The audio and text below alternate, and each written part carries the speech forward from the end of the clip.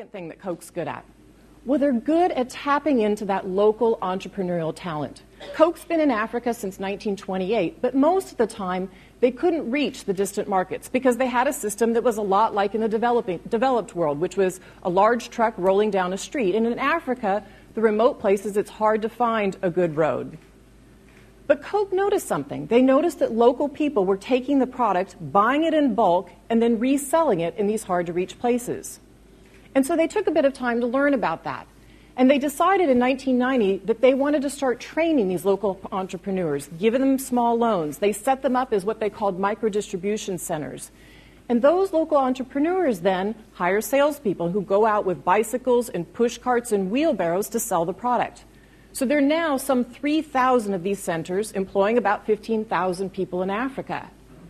In Tanzania and Uganda, they represent 90% of Coke sales.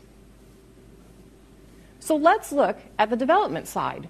What is it that governments and NGOs can learn from Coke?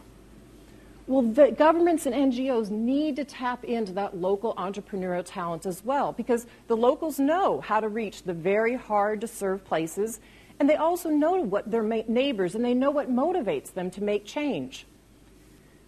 I think a great example of this is Ethiopia's new health extension program. The government noticed in Ethiopia that many of the people were so far away from a health clinic. They were over a day's travel away to a health clinic. So if you're in an emergency situation or your mom about to deliver a baby, forget it to get to the health care center. They decided that wasn't good enough, so they went to India and studied the Indian state of Kerala that also had a system like this, and they adapted it for Ethiopia. And in 2003, the government of Ethiopia started this new system in their own country. They trained 35,000 health extension workers to deliver care directly to the people.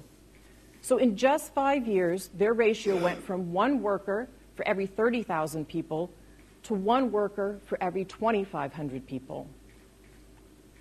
Now think about how this can change people's lives.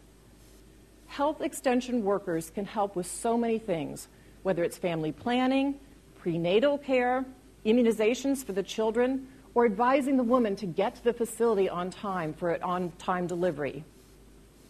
That is having real impact in a country like Ethiopia. And it's why you see their child mortality numbers coming down 25% from 2000 to 2008. In Ethiopia, there are hundreds of thousands of children living because of this health extension worker program. So what's the next step for Ethiopia? Well, they're already starting to talk about this. They're starting to talk about how do you have the health community workers generate their own ideas? How do you incent them based on the impact that they're getting out in those remote villages? That's how you tap into local entrepreneurial talent and you unlock people's potential. Now, the third component of Coke's success is marketing.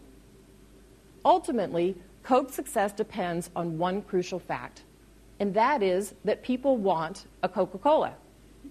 Now, the reason these micro-entrepreneurs can sell or make a profit is they have to sell every single bottle in their pushcart or their wheelbarrow. So they rely on Coca-Cola in terms of its marketing. And what's the secret to their marketing? Well, it's aspirational. It associates that product with the kind of life that people want to live. So even though it's a global company, they take a very local approach.